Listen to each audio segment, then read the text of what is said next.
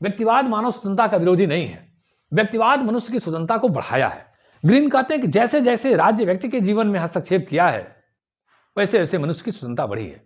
उसने काम के घंटे तय किया, उसने आवागमन के नियम तय किए, विद्यार्थियों के नियम तय किए, बहुत सारी कुरीतियों पर प्रतिबंध लगाया, सवैतनिक अवकाश दिया, बीमा इत्यादि की व्यवस्था किया। तो राज्य मनुष्य की स्वतंत्रता को बढ़ा रहा है, कानून बना के बढ़ा रहा है। और व्यक्तिवादियों का यह कहना कि ठीक नहीं, राज्य की मनुष्य की स्वतंत्रता का विरोधी है, यह ठीक नहीं है। आत्म विषयक पर विषयक विभाजन गलत। जो जेएसमिल साहब ने मनुष्य के स्वतंत्रता को बांटा आत्म विषयक और पर विषयक, कि जो आत्म विषयक हो पूरी छूट मिलनी चाहिए और पर विषयक हो तभी रोक लगनी चाहिए। आत्म विषयक का मतलब कि व्यक्ति के स्वयं से जुड़ा हुआ हो। अब मिल तो यहां तक कहते हैं कि कोई व्यक्ति अगर शराब कमरा बंद कर पी रहा, पीने दीजिए, क्योंकि वो आत्म विषयक है, उसके स्वयं से संबंधित है, जब तक वो दूसरे को नुकसान न पहुंचाए। लेकिन आलोचक कहते हैं नहीं, हर व्यक्ति आत्म विषयक के साथ साथ पर विषयक होता है। उसका हर कार्य आत्म विषयक के साथ साथ पर विषयक होता है। कोई भी व्यक्ति इस संसार का अकेला नहीं होता है, बल्कि उसके साथ उसका परिवार, उसका समाज, राष्ट्र जुड़ा हुआ होता है।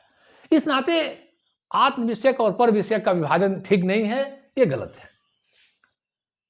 अगली आलोचना है व्यक्तिवाद की कि मनुष्य सदैव अपने हित का सर्वोत्तम निर्णायक नहीं होता है। अगर देखा जाए तो मनुष्य हमेशा अपने सही का निर्णय नहीं कर पाता है।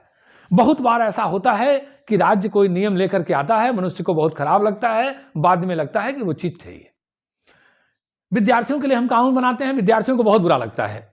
मैं एक अध्यापक हूं, जब विद्यार्थियों को कानून की सीमा में बांधने का प्रयास करता हूं, क्लास वगैरह का दबाव डालता हूं, तो विद्यार्थी बहुत नाराज होते हैं। तो क्या वास्तव में ये उनके लिए ठीक है कि नहीं ठीक है? लोगों को अगर सड़क के नियमों पर चलने के लिए बाध्य किया जाए तो उन्हें बहुत खराब लगता है। शुरू में तो बहुत खराब लगता है, बाद में अभ्यस्त हो जाए तो अच्छी बात है। अरे मैं तो देखता हूं कि हेलमेट लगाने पे कितने लोग पुलिसकर्मियों से लड़ जाते हैं। तो व्यक्ति हमेशा अपने हित का निर्णायक नहीं होता है। हाँ, बाद में चल के उसे समझ आती है, लेकिन शुरुआत तो राज्य ही करता है। व्यक्ति हमेशा अपने हितों का सर्वोत्तम निर्णायक नहीं होता है। राज्य व्यक्ति के हितों को बेहतर तरीके से समझ और जान सकता है, लागू कर सकता है। समाज की त्रुटिपूर्ण धारणा, इस सिद्धांत के आलोचकों का मानना है कि समाज को लेकर के जो विचार हैं व्यक्तिवाद के, वो ठीक नहीं है। समाज एक बहुत व्यापक संगठन है और समाज के बिना मनुष्य का कोई अस्तित्व नहीं है। समाज एक बहुत व्यापक है और व्यक्तिवादी समाज को सम्मान नहीं देते हैं, ये ठीक नहीं है। व्यक्ति समाज बहुत ही आवश्यक है, बहुत ही महत्वपूर्ण है। प्राणी वैज्ञानिक तर्क गलत। प्राणी वैज्ञानिक कहते हैं कि जो कमजोर होंगे, असहाय होंगे, अनुत्पादक होंगे, दीनहीन होंगे, अक्षम होंगे, कमजोर होंगे, उन्हें छोड़ दिया जाए। ये कहां का उचित है? ये कहां का उचित है? वास्तव में उनके जीवन में भी राज्य सहयोग करके, सहायता करके उन्हें राष्ट्र की मुख्य धारा में लाना चाहिए। और आज का राज्य ऐसा कर रहा है। व्यक्तिवादियों का मानना है कि योग्यतम के जीवित रहने का ये ठीक नहीं है, ये ठीक नहीं है। अगर ऐसा हुआ तो समाज के जो कमजोर वर्ग हैं, जो गरीब वर्ग हैं, जो शोषित, वंचित, पीड़ित हैं, उनका पतन हो जाएगा। उनमें बहुत सारी प्रतिभाएं संसाधनों के माध्यम से, सुविधाओं के माध्यम से आगे आ जाती हैं और राष्ट्र और समाज के लिए बहुत काम करती हैं। तो उनको ऐसे असहाय हालत में छोड़ देना ठीक नहीं है। अगर हम आर्थिक क्षेत्र में भी देखें तो खुली प्रतियोगिता ठीक नहीं है।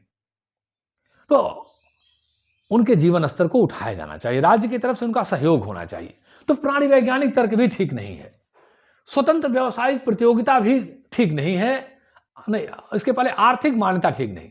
आर्थिक मान्यता का मतलब हुआ कि हर तरह के हस्तक्षेप से मुक्त कर दिया जाए, ये ठीक नहीं है, क्योंकि इससे मनमानापन बढ़ेगा, कुछ लोगों का अर्थव्यवस्था में वर्चस्व बढ़ेगा, छोटे छोटे आर्थिक उद्योग के लोग समाप्त होंगे, ये ठीक नहीं है।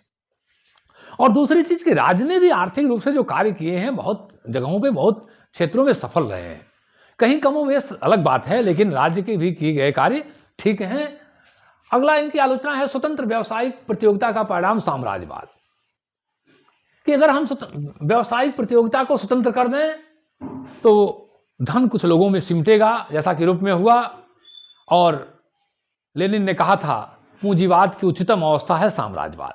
जब पूंजी बहुत बड़े पैमाने पर इकट्ठा हुई यूरोप में 15वीं 16वीं शताब्दी में, तो 17वीं शताब्दी में आप देखें तो पूरी दुनिया पे यूरोपियन शक्तियां साम्राज्य स्थापित करने के लिए निकली। ये पूंजी का ही परिणाम था, बड़े पैमाने पर उनके पास पूंजी, और पूंजी आई कहां से? स्वतंत्र प्रतियोगिता के माध्यम से। कुछ लोगों के पास धन बहुत बढ़ता गया और कुछ लोग गरीब गरीब होते गए। उस खुली प्रतियोगिता में बहुत से लोगों का अस्तित्व समाप्त हो गया। बड़े बड़े बैंकर्स, बड़े बड़े पूंजीपति सामने आए और इस पूंजीवाद ने यूरोप में नए बाजार खोजा। नए बाजार के लिए दुनिया में उनको अलग स्थानों में जाना पड़ा। वहाँ वो गए, वहाँ की परिस्थितियों का लाभ उठाए, उन्हें कच्चा माल चाहिए था। इस तरह से उन्होंने अपने साम्राज्य को स्थापित किया और हर तरह के शोषण किया।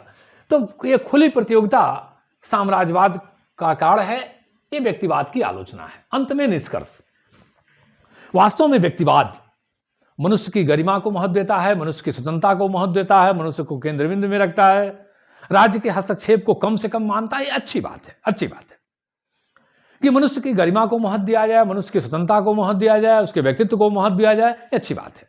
लेकिन यह विचारधारा ठीक नहीं है, राज्य के साथ तो एकदम ठीक नहीं है, और आज के समय में इस विचारधारा को मानना ठीक नहीं है। हाँ, व्यक्ति की गरिमा को स्वीकार करना ठीक है, उसकी स्वतंत्रता को स्वीकार करना ठीक है, लेकिन इस विचारधारा का पूर्णतः स्वरूप ठीक नहीं है। बस इतना ही ठीक है कि व्यक्ति को गरिमा को स्वीकार किया जाए। जय हिंद।